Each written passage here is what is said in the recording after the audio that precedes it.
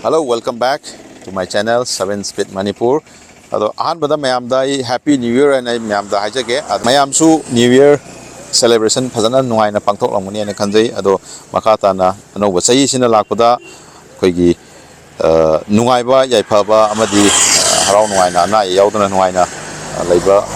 number oisinu nei mayam thamda haijari ko. Ado ngasi je ai koigi kenoda hangang singi singyada sinari mayamse yamna phajai yengbudago ado sigi mayada laga ngasi video amakak yamda khudol tawjarake ado video si maruina khoigi gari nauna thawba tamkhalakliba sinau singi damakta yamna kanagadaba video makhal amani aduna khoigi gari khoigi left side ki khoigi magi judgement je kamai tawna lawgadage habi matangda ai habit samlapa khoigi video ama samjage ado mayam yeng tabiyu ado mayam channel asida gari ga mari lainaba content ngata purga laksabane aduna ano no ba koi gari ga mari lainaba video sing si channel se dum phangbigine aduna sung soi soi dana sigi channel se subscribe sung soi na tawyo subscribe tamu tam da su bell icon da su press tawyo go ado ai jik lai se ga si mayam ubi re go tung do uriba somda lai sing je khoi hingang pat hingang sing ya dane hingang sing dane lai se khoi singju festival lai no jing kam phajana tawri haba taring ado singju festival jeng bala khoi nai video si semja bane ado haurasi mayam matam mang mangan da video go ado zik mayam dai kamai tawna left side ki khoi judgement je lawgadage habdo mayam da share tawjarake ado ahan bada thawjunge da han khangadabu se khoi da han khangadabu se kaino ha kana khoi gari se ai isani hana khanbiyo ba isani habdi ai gi body se ai hakchang je ai na zik sida phamini ndra ai hakchang ge sida pulap pungrabani ai hakchang mangni hana gari se khanbiro ba ado targadi sai gi tawo matamda gari sigi left side right side adi maning loimak ai isan en khalagadi ai isaji kai de sokhi gidage habigi ngonda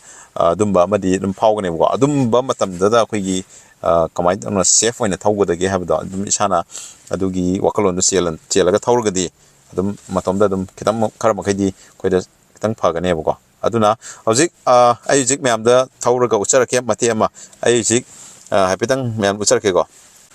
sidaida ai mang sida ahan bada isida tep aman na pebo si center alignment lobo noina namne bo yam da yengan bada ada sigi center je khangagadi sagi sigi track angobam leije angobo sida chelije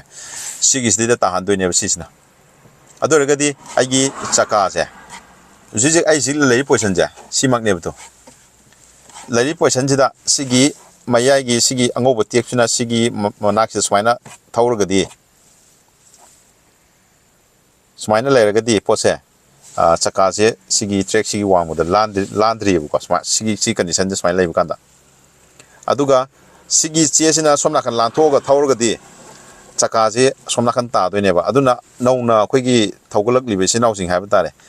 kisima kitang sekhalani haidi left side che kitang aidi idea lai gande bu go ayamba matamda aduna sigi smaina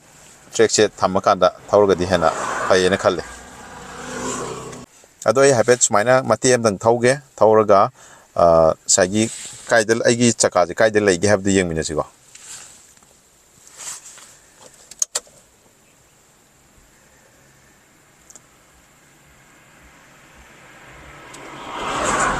ayamba matamda khogi nauna thawgal ibe sinau sing sigi alignment se kitang haji samam na badong tawebo ko ado khoi maksu sigi condition je toina thengnagi ko ado jikti kitang experience ko ina thor ko matung ina khar makhai di phare abata ado jik ai jik thawjarake sumaina sigi manung jidai da tahalagadi sigi mapa je hapetang sigi keno sigi sanaragadi adum sigi manung da tagane bo ko sumaina sigi sangjim thawbiyo ba si manung jidam tagane ba mai thawringai di ai jik sigi sangdane sidam tas tawragane thawrise ado hapetang yengmina sigo ajik sumaina urego aigi keno se sigi alignment je sigi keno sina sigi mapa je hapet ta lego ado study hapet yeng sigo kumaga kai saka je kai da ta ge habdu yengmina sigo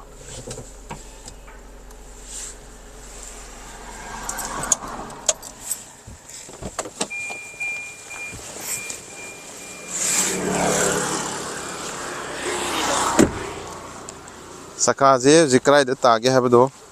yengasi hingbiro sini lai saka je smaina sigi line sigi somda kitang changjalaga leirego sumaina siga sanaraga thauragadi somda kanda adum space kitang adum phangego foot ama khare hen adum phangego ko aduna sumaina thauragadi akhoi left side ki adjustment yam line tawba ngamgani na myam da hainingego aduna gari thaumatamda akhoi nauna thaugalei bisinaw singi damakta di sigi alignment sumaina lawbira kanda thaubi bisina hen akhoi safe oigani na hainingego adunga sigi di video se swai da sumlo sinjarage myam anoba akhoi gari ga mari lainabak mathang ai video purga laksage aduna channel asi soiduna subscribe tawbiramo tawsinbiramo aduga mathang anoba video sum seng khoda domda notification phangna bell icon su press tawbiramo ko aduri ngasi swai da sumlo sinjarage myam take care see you bye bye ado myam kawre daba seat belt soidra phabiu aduga gari masa thorgana helmet soidna opiu go